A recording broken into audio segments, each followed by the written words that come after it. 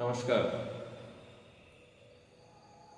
गुरुदेव श्री श्री आनंदमूर्ति जी जब जेल में थे तब 1978 में जिस साल वो रिलीज़ हुए उसके कुछ महीना पहले, अगस्त महीने के कुछ महीना पहले, योगेंद्र जी जो एक ओवरसीज ब्रदर है गुरुदेव से जेल में मिलने आए।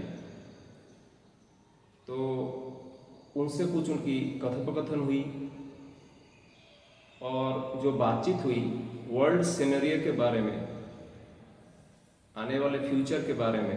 गुरुदेव श्री श्री आनंदमूर्ति जी जो श्री प्रभात रंजन सरकार जी के नाम से भी परिचित है, उन्होंने कुछ प्रेडिक्शन किए और इस बात को डिवाइन फुटप्रिंट नामक किताब में आचार्य जयदेव जी ने मेंशन किया है। उस कथोपकथन के कुछ निर्जाश को जो वर्ल्ड फ्यूचर के बारे में है। 1978 में उन्होंने प्रेडिक्शन कर दिया था कि जो ईस्ट एंड वेस्ट जर्मनी है वो दोनों एक हो जाएंगे, बर्लिन दीवार टूट जाएगा, जो सही साबित हुआ। और एक उन्होंने गुड न्यूज़ बोला कि उत्तर कोरिया और दक्षिण कोरिया दोनों फ्यूचर में यूनाइट हो जाएंगे। उस दिन के लिए हम लोग बेसब्री से इंतज़ार कर रहे हैं। उन्होंने और एक फोरकास्ट किया कि जो बांग्लादेश है, पूर्व बंग पहले था, बांग्लादेश फॉर्म होने के पहले, वो भारत के साथ यूनाइट हो जाएगा। आज मैं इसी बारे में बात करूंगा। मैं कोई जियोपॉलिटिकल एनालिस्ट नहीं हूँ, ना ही कोई पॉलिटिकल एनालिस्ट, मगर मैं अकेला नहीं हूँ। इस देश के कम से कम 100 करोड़ लोग तो मेरे जैसे ही होंगे, जो दोनों में से कोई भी नहीं है। लेकिन हर इंसान कुछ ना कुछ सोचते हैं जियोपॉलिटिकल फ्यूचर के बारे में। तो मैं भी कुछ सोच रखता हूँ और इस प्रेडिक्शन के तहत ही मैं अपने सोच को वर्णन करने का चेष्टा करूँगा। अगर वीडियो अच्छा लगे तो ज़रूर लाइक करना। अगर इस बात को सच मान लिया जाए कि बांग्लादेश भारत के साथ यूनाइट हो जाएगा, जो उन्होंने 1978 को कहा था, आज एक पार्ट तो फॉर्म हो गया कि former prime minister Sheikh Hasina Bharat आ गए। फिर कहाँ जाएंगे वो अलग बात है। अब ये पॉलिटिकल क्राइसिस बांग्लादेश में ऑलरेडी चल रहा है। खालिदा जिया को रिलीज कर दिया गया है, जिनका हस्बैंड थे जियाउर रहमान, जो भारत के साथ जो सेकंड कश्मीर वॉर हुआ था उसमें वो लीड आर्मी ऑफिसर थे।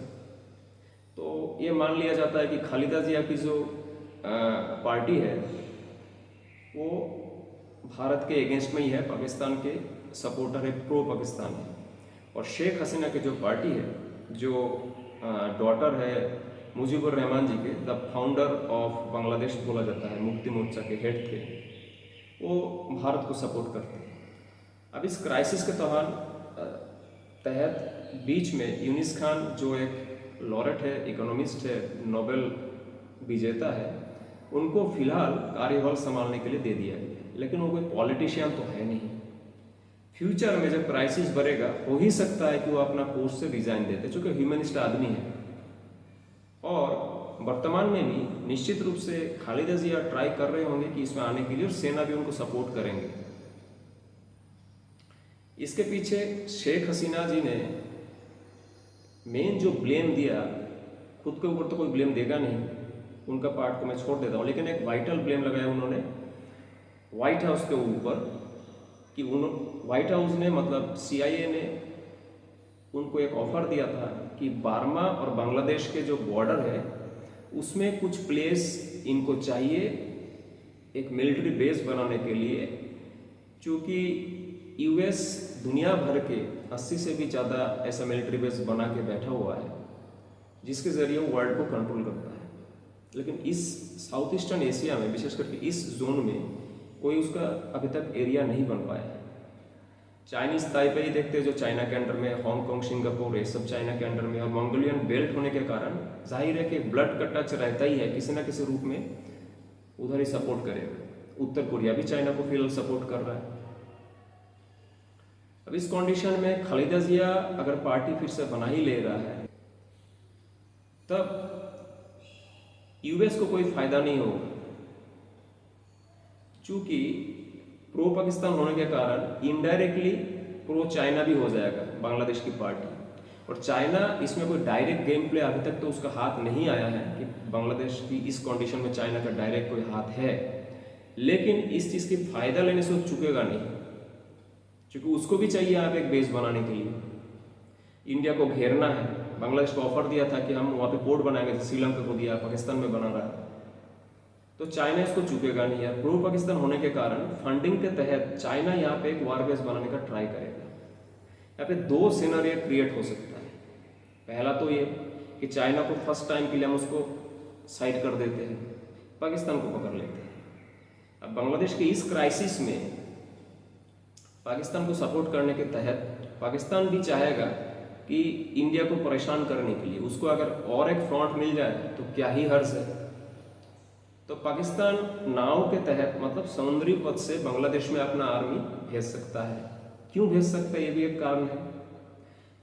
अब खालिदा जिया की पार्टी निश्चित रूप से जो माइनॉरिटी है, माइनॉरिटी मतलब बंगाली हिंदूज मैक्सिमम है, बौद्धिस्ट है, क्रिश्चियन है, इन लोगों को परेशान करेगा। और जो मुक्तियोद्धा के स्वाधीनता सेनानी थे, उन लोगों को जो फैसिलिटी शेख हसीना के पार्टी डिक्लेयर किया था, उन लोगों को परेशान करेगा।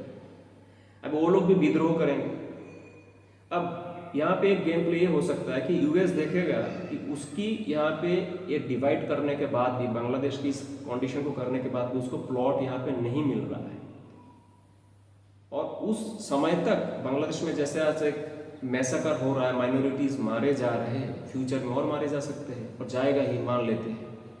उस कंडीशन में ये हो सकता है कि ह्यूमन राइट्स का दुहाई देके यूएस इंडिया को सपोर्ट करे कि तुम वहाँ पे इंटरवीन करो, और जो G8 है या यूएनओ है उसको मैं सपोर्ट करूँगा क्योंकि वो तुमको इंटरफेयर ना करे। तो इंडिया के लिए एक प्लस पॉइंट होगा, क्योंकि चाइना अगर यहाँ पे आता है तो यूएस के लिए कोई फायदा नहीं है, बल्कि यूएस और अपना हैंड लूज कर देगा इस साउथ एशियन कंट्री में। अगर बांग्लादेश में चाइना अपना एक बेस बना लेते हैं, हालांकि सेकेंडरी पॉइंट में मैं इसको रखना चाह रहा हूँ, लेकिन दूरदृष्टि रहने के कारण यूएस जानता है कि पाकिस्तान का अंदर कुछ एक्चुअली है नहीं, बाहरी फंडिंग से चल रहा है। तो पाकिस्तान अगर यहाँ आता है तो फ्यूचर में चाइना और रशिया भी यहाँ आएगा। तो अभी वहाँ पे अगर चाइना पाकिस्तान के मिलिट्री बांग्लादेश पे इस कंडीशन में आ जाता है किसी भी कारण से, कोई इंटरनल मैसेकर के कारण, किसी भी कारण से, कोई भी इंटरनल रायट के कारण, जैसे आज सीआईए के ऊपर दोष लगाया कि जो रायट क्रिएट हुआ इसमें सीआईए का हाथ है, उसी ढंग से इंडिया को बचाने के लिए साउथ एशियन कंट्रियों में एक सम्मत कामनेस मेंटेन करने के लिए हो सकता है फिर से एक इंटरनल क्लैश बांग्लादेश में क्रिएट हो जाए। उस अवस्था में बांग्लादेश की जो आवाम है, सिर्फ माइनॉरिटी ही नहीं, मेजोरिटी वाले इस्लाम मुसलमान जो कम्युनिटी है, वो अगर किसी भी रूप से देखे कि पाकिस्तानी मिलिट्री बांग्लादेश में इंटरवीन कर रहा है तो वो सचेत हो जाएगा। चूंकि 1971 की बात उसको याद आएगा, तो पूरा जनरेशन अभी तक मरा नहीं है और उसकी जो उत्तर सूरी है वो अभी भी भोग रहा है उस चीज़ को। तो फिर से उसके मन में एक टेरर पैदा हो सकता है कि उर्दू प्रेशराइज किया जाएगा। और वो लोग ये जानता है इंडियन हिस्ट्री से कि इंडियन जो मुस्लिम है और पाकिस्तान में मुजाहिर के नाम से जाने जाते हैं, उसको फर्स्ट सिटीजन इस्लाम के तौर पे कंसीडर नहीं किया जाता। और बांग्लादेश के जो मुसलमान हैं, पाकिस्तान इसमें इंटरवीन करके अगर अपना साम्राज्य बना भी लेता है फ्यूचर में, क्योंकि बांग्लादेश से पाकिस्तान किसी न किसी रूप में बड़ा है, उसका न्यूक्लियर पावर भी है, तो दबोच सकता है कभी, तो लोग वहाँ पे डरे हुए रहेंगे। तो उसके मुसलमान को भी सेकेंड कैटेगरी के मुसलमान के तहत ही देखा जाएगा, मुजाहिर की तरह। तो फिर से एक मुक्ति योद्धा का जैसा सिचुएशन क्रिएट ना हो तो वहाँ पे एक इंटरनल क्लैश फिर से क्रिएट हो सकता है। और मैं पहले ही बोल दिया हूँ कि इस साउथ एशियन जोन में एक साम्यता लाने के लिए, एक पीस मेंटेन करने के लिए दूसरे कंट्री भी इसमें इंटरवीन करेगा, अपने अपने एजेंटों के थ्रू कर सकता है, ताकि एक इंटरनल क्लैश फिर से क्रिएट हो जाए, ताकि पाकिस्तान की मिलिट्री को यहाँ पे एक क्लीन बेस ना मिले। उस समय एक मास किलिंग क्रिएट हो सकता है, बांग्लादेश के लिए बहुत ही हैजर्डस एक सिचुएशन क्रिएट हो सकता है, जिसके तहत इंडिया को ह्यूमन राइट्स के तहत या यूएनओ के तहत इंडिया के साथ और भी कंट्रियों को एक विशेष करके यूएस को एक प्राइमरी रीज़न मिल जाएगा बांग्लादेश में इंटरवीन करके सम्मता लाने के लिए। और बांग्लादेश को हो सकते ऑफर मिले बांग्लादेश के लोगों की मजबूरी के कारण ऑब्वियसली बांग्लादेश के लोग भी चाहेगा कि इसको एक सम्मता आए, एक पीस आए। ऐसा उथल पुथल कौन नहीं चाहता होगा कि सीरिया जैसा हो या ईरान जैसा कंडीशन हो, ठीक है ना, क्योंकि ये जो लोकेलिटी है ये थोड़ा सा शांत है इन बनस्पत दूसरे मिडल ईस्ट गल्फ कंट्रियों से। तो ये चाहेगा कि सम्मता आए, इसलिए ऐसा सिचुएशन हो सकता है कि बांग्लादेश को इंडिया के अंदर मार्च करने का एक प्रोसीडियर क्रिएट हो, जहाँ पे बांग्लादेश को कंट्री के बदले स्टेट डिक्लेयर किया जाएगा। वहाँ जो पीएम है सीएम हो जाएंगे और वहाँ के लोगों के लिए भी ये फायदेमंद रहेगा, क्योंकि इंडिया का सिटीजन हो जाने के कारण उनको इंडिया का कहीं भी मूवमेंट करने का जगह मिलेगा। और इंडिया में आज बहुत सारे हब है टेक्निकल से लेके बहुत सारे चीज़ों का, तो उनके जो प्राइमरी जनता है बांग्लादेश के उनको इजी एक्सेस मिल जाएगा एजुकेशन इंस्टीट्यूट में, मेडिकल इंस्टीट्यूट में, ट्रीटमेंट के लिए भी। जैसे वेलोर में बहुत सारे लोग आते हैं ट्रीटमेंट करने के लिए, तो वीज़ा पासपोर्ट कराने के बाद झूठ झमेला रहता है।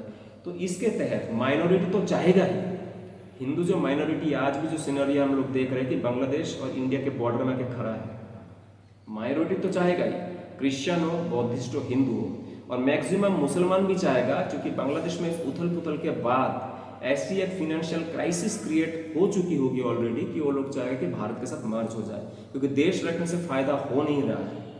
और दूसरे कंट्री, बड़े बड़े कंट्री यूएसए लोग वार जोन बनाने के तहत चेष्टा कर रहे हैं। अभी अमेरिका को इसमें क्या फायदा होगा पता नहीं, लेकिन अमेरिका को एक फायदा जरूर होगा कि इसमें पाकिस्तान बेस नहीं बना पाएगा, क्योंकि पाकिस्तान का बेस बनने का मतलब ही हो गया चाइना का वेलकम करना। एक सिनेरियो ये हो गया। दूसरा सिनेरियो मेरे हिसाब से ये हो सकता है, इसमें भी एक प्रेडिक्शन है कि गुरुदेव श्री श्यानंद मूर्ति ने किया था कि चाइना इस बार भी भारत के अंदर एंटर करेगा, लेकिन इस बार अरुणाचल से नहीं करेगा, बिहार होते हुए करेगा। अभी बिहार और वेस्ट बंगाल की जो किशनगंज जो एरिया है, रक्सौल है, सीतामढ़ी है, ये नियर अबाउट प्लेसेस पड़ता है। और एक चीज़ हम लोग जानते हैं कि जो नेपाल है पीएम प्लस जनता भारत के अगेंस्ट में है।